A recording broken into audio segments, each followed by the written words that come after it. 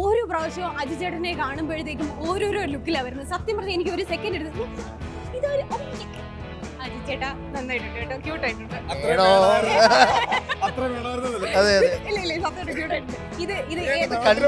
ഞങ്ങൾ ഒരു സിനിമയിൽ അഭിനയിച്ചിട്ടുണ്ട്.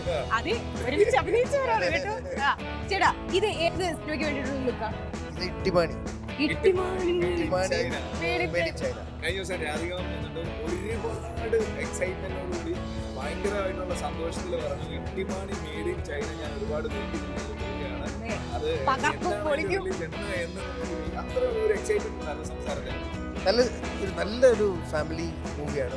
സാർ ലൂസിഫർ കഴിഞ്ഞ് ഇമ്മീഡിയറ്റ് വരുന്ന പക്ക മാസ് ആക്ഷൻ കൊമേഴ്ഷ്യൽ, ഇത് പക്ക ഫാമിലി ഡ്രാമ കോമഡി ഫാമിലി. ചെറിയ റോളാണ്, ഭയങ്കര ഒരു റോളല്ല, പക്ഷെ നോട്ട് ഇട്ടിമാണിയുടെ പടമാണ്. പിന്നെ എനിക്ക് ഭയങ്കര ഇല്ല, എനിക്കതിന് ഏറ്റവും എക്സൈറ്റിംഗ് ഫാക്ടർ ഒരുപാട് എനിക്ക് തോന്നുന്നു മാടമ്പി കഴിഞ്ഞിട്ട് 10-11 വർഷമായി. ഇതിന് ശേഷമാണ് എനിക്ക് ഏറ്റവും ഇഷ്ടമുള്ള ഒരു കോമ്പിനേഷൻ ലാൽ സാറും ലളിതാമ്മയും. നമ്മുടെ എല്ലാ മലയാളികളുടെ ഏറ്റവും ഫേവറേറ്റ് കോമ്പിനേഷൻ. അമ്മയും മകനുമായിട്ട് തന്നെ വരും. അതാണ് എൻ്റെ ഒരു സ്പെഷ്യാലിറ്റി. ഭയങ്കര ഒരു മേജർ സീനുകൾ, ഭയങ്കര രസകരമായ കുറെ സീനുകൾ ഉണ്ടാവില്ല. സന്തോഷത്തിലേക്ക് വരാൻ പോകുന്നത് ലവ് ആക്ഷൻ ഡ്രാമ. അതെ, അതിന്റെ ഒരു ടെൻഷൻ ഉണ്ട്. കഴിഞ്ഞ പ്രാവശ്യം വന്നപ്പോ ഭയങ്കര കൂളായിട്ടാണ്, ഇപ്രാവശ്യം വന്നപ്പോ പ്രൊഡ്യൂസറിന്റെ ഏറൊന്നല്ല, അത് പോയതാ ഇങ്ങനെ. സെപ്റ്റംബറിന് ഓണം റിലീസ്. ഇട്ടിമാണിയും ലവ് ആക്ഷൻ ഡ്രാമയും ഒരുമിച്ചാണ്. അനൗൺസ് ചെയ്തപ്പോൾ മുതൽ ഓരോ അപ്ഡേറ്റ്സ് വരുമ്പോൾ ഭയങ്കരമായിട്ടുള്ള എക്സ്പെക്ടേഷൻ ലെവലും ഹൈപ്പും ഒക്കെ അങ്ങനെ കുറച്ച് ഞാൻ പറഞ്ഞില്ലേ, ഒരു നമ്മൾ ചെയ്തിട്ടുള്ള രസകരമായ പ്രേക്ഷകർക്ക് ഇഷ്ടപ്പെട്ട സിനിമകൾ പോലൊരു സിനിമ. അല്ലാതെ ഇപ്പൊ അതിൽ ഇങ്ങനത്തെ ഒരു കാസ്റ്റ് വന്നത് നമ്മുടെ തെറ്റല്ലല്ലോ. നമ്മളത് ഒരു കൊതി കൊണ്ട് നമ്മൾ മാഡത്തേക്ക് സമീപിച്ച് മാഡം വന്നതാണ്. പിന്നെ ടെക്നിക്കൽ ക്രൂ ആണെങ്കിൽ ഈ സിനിമ എനിക്ക് പറയണം, പലപ്പോഴും നമ്മൾ ആക്ടേഴ്സിന് മാത്രമേ പ്രാധാന്യം കൊടുക്കാറുള്ളൂ. നമ്മളെപ്പോഴും ഇതിൽ വിവേക് ഹർഷനാണ് എഡിറ്റ് ചെയ്തേക്കുന്നത്, ജോമോണ്ടി ജോൺ ക്യാമറ, ഷാൻ റഹ്മാൻ. അപ്പോൾ ഇവരൊക്കെ വലിയ പേരുകളാണ്. അപ്പോൾ അതൊക്കെ ഭാഗ്യത്തിന് സംഭവിച്ചു. പക്ഷെ ഞാൻ പറയുന്നത് ഇതൊരു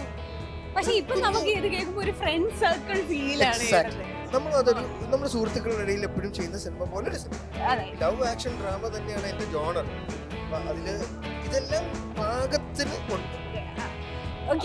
ഞാൻ നേരത്തെ പറഞ്ഞ ഹൈപ്പിന് ഒരു കാരണമാണ് ഈ ഒരു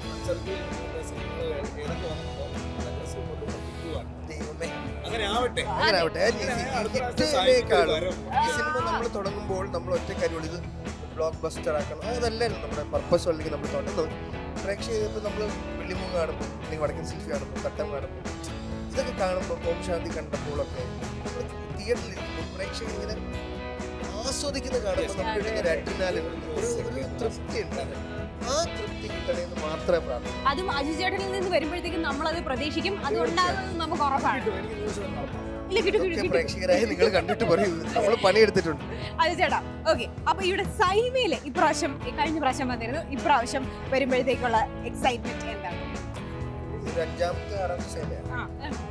ഞങ്ങളുടെ ഒരു രണ്ടാമത്തെ അപ്പം ഒരു ഫാമിലി ഫീലാണ്. ഒന്ന് ഇവിടെ വരുന്നത് അവാർഡ് ഉണ്ടെങ്കിൽ മാത്രമേക്കാളും ഇവിടെ വന്ന് നമുക്ക് കുറെ പേരെ കാണാം. സീനിയേഴ്സും ഒക്കെ നമ്മൾ ഈ അമ്മ ഷോക്ക് പോകുമ്പോൾ കിട്ടുന്നൊരു സുഖമുണ്ട്. അപ്പൊ അതാണ് മെയിൻലി സൈമത്തിന്റെ.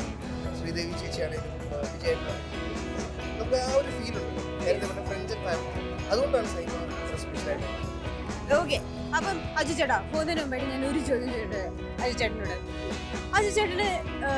അജി ചേട്ടനിൽ മാറ്റാൻ താല്പര്യമുള്ള എന്തെങ്കിലും ഒരു കാര്യമുണ്ടോ? ഈ ഒരു കാര്യം ഒന്നും അറിയാൻ കൊള്ളാം. അതാവുമ്പോ എനിക്ക് എന്റെ ഗെയിം ഒന്ന് ഡെവലപ്പ് ചെയ്യാൻ. എനിക്കൊന്ന് സമാധാനമായിട്ട് സംസാരിക്കണം. അതിനെനിക്ക് പടം റിലീസ് ഏർപ്പെടുത്തൊക്കെ വിട്ട് അതുപോലെ തന്നെ സംഭവിക്കട്ടെ. ഓൾ ദ ബെസ്റ്റ് ചേട്ടാ. ഞങ്ങളും കാത്തിരിക്കണം ചേട്ടന്റെ സിനിമയ്ക്ക് വേണ്ടിയിട്ട്. അപ്പൊ ഇപ്പം സൈമ റെഡ് കാർപ്പറ്റിൽ നിന്നും സൈമ മെയിൻ സ്റ്റേജിലേക്ക് പൊക്കോളൂ. Thank you. All the best.